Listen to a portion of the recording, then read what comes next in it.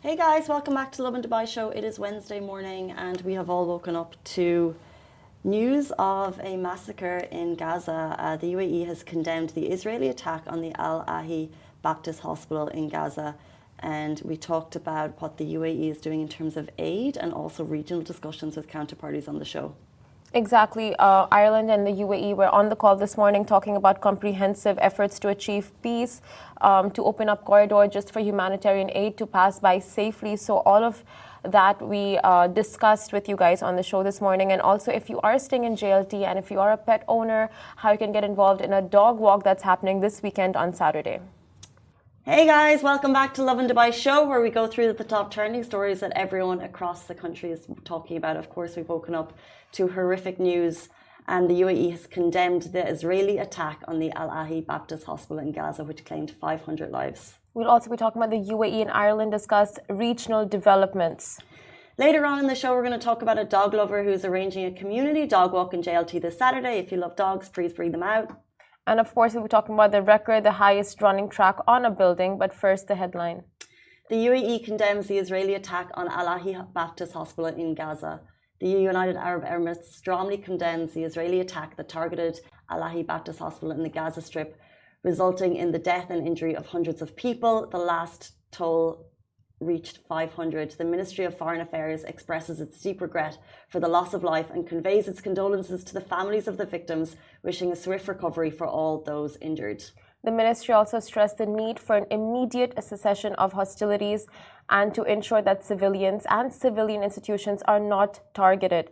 It underlined the importance of the protection of civilians according to international humanitarian law, international treaties for the protection of civilians and human rights, and the need to ensure that they are not targeted in conflict. The UAE has called on the international community to intensify its efforts to reach an immediate ceasefire to prevent further loss of life, to avoid further fueling the situation in the occupied Palestinian territory, and to advance the efforts to achieve a comprehensive and just peace, while preventing the region from being pulled into new levels of violence, tension and instability on scene.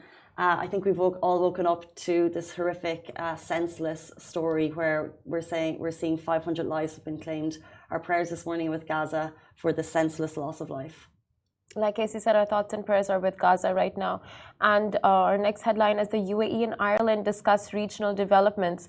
So the UAE Minister of Foreign Affairs, His Highness Sheikh Abdullah bin Zayed Al Nahyan, recently engaged in a fruitful discussion with Michael Martin, the Deputy Prime Minister and Foreign Minister of Ireland, regarding the latest developments in the region. The conversation primarily focused on the crucial topics of protecting civilians, ensuring the safe passage of humanitarian aid, and addressing the challenges posed by extremism.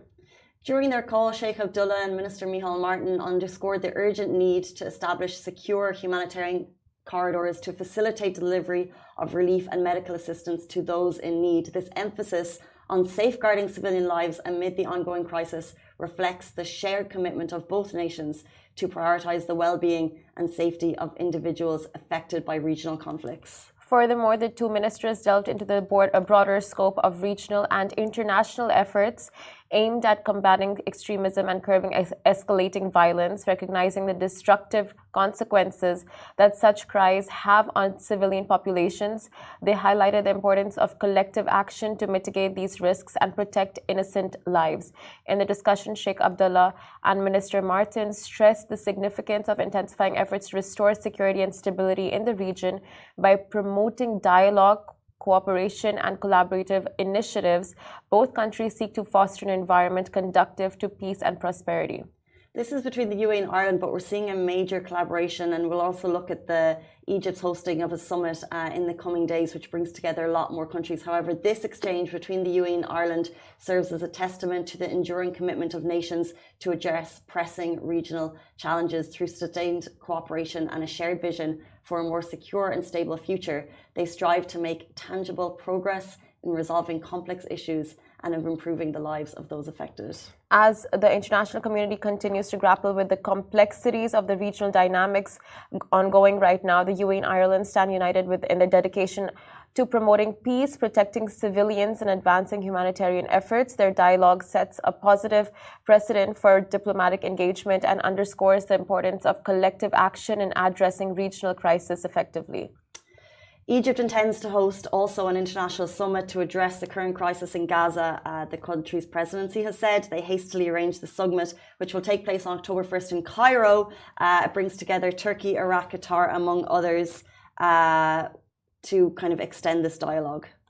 Exactly. And we're seeing a lot of community members speaking out right now. We see your sentiments. And of course, like we said in the beginning of the show, our thoughts and prayers are with all the civilians affected by this and with Gaza right now. But we will jump into our next story. A dog lover is arranging a community dog walk in JLT this weekend, Saturday to be specific. So Niall Harbison is a big fan of dogs, and what he's doing is he is on a mission to save the world's street dogs, and he spends much of his time doing just that. He lives in Thailand, where his work is to save local street dogs has touched hearts worldwide. His unwavering efforts to save every street dog, to rehome them, to give them a better life is the positive news people sometimes need to see.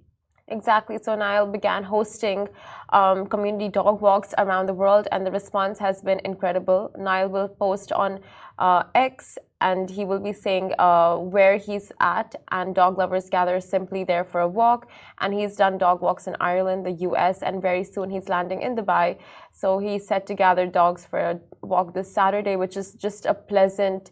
It's just going to be a pleasant day to get out with your, for a friend and make a day of it, kind of just step away from what's the reality of life right now. Niall has been quite open about his difficulties with mental health, and he just says, it's great to get a community together, and it's the simplicity of just going for a walk can actually put a smile on people's faces. Exactly. They've got JLT involved, so if you want to register, you can do that, but also just join us at 7:30 a.m.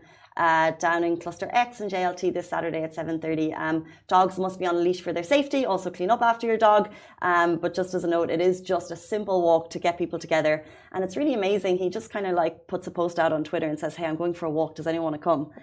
And hundreds of people gather. And it was really cool because I saw someone I know on Instagram, a friend of mine, she happened to join the walk in Dublin, even though she lives in Dubai. And then she heard he was coming here. And she's like, great, I can't wait to get out. And just kind of like, it's just getting people together and reminding people that like just coming together as a community is such a beautiful, special thing. And especially now, like rightfully so, people are so, our brains are occupied with what's happening around the world right now. So even like, the smallest of all times you can share with the community and take for yourself and spend for your dogs and your pets and all of that, like do go for, if you're in JLT at the time and if this is a convenient location for you, then do set out on this walk this Saturday.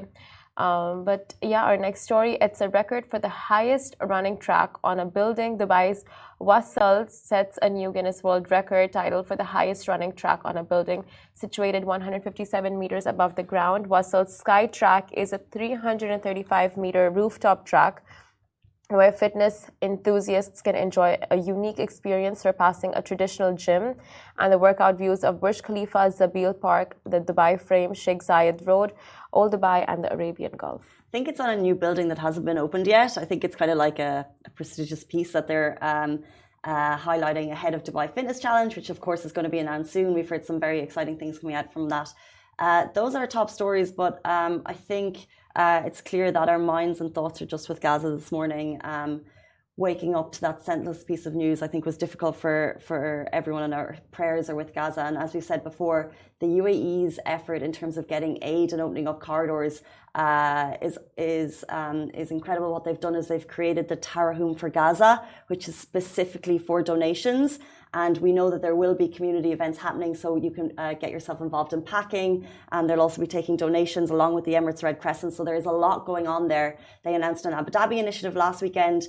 This weekend, hopefully there won't be one in Dubai that we can get to, because I think the main thing that people are doing here, and like the conversation that we had with Ibrahim yesterday, is people don't know what to do. Like You're seeing something that's so horrific in front of you, and you're sitting there thinking, how can you help, So I think if people have a channel to put the donations towards, is amazing. And the UAE is making that happen along with their important conversations with regional counterparties, they're also opening up donations for people. Exactly, 100%. Like you said, it's tragic, extremely tragic what's happening right now, and people are confused as to like how they can play a part in this, and they're sitting helpless watching all the visuals unfold in front of them.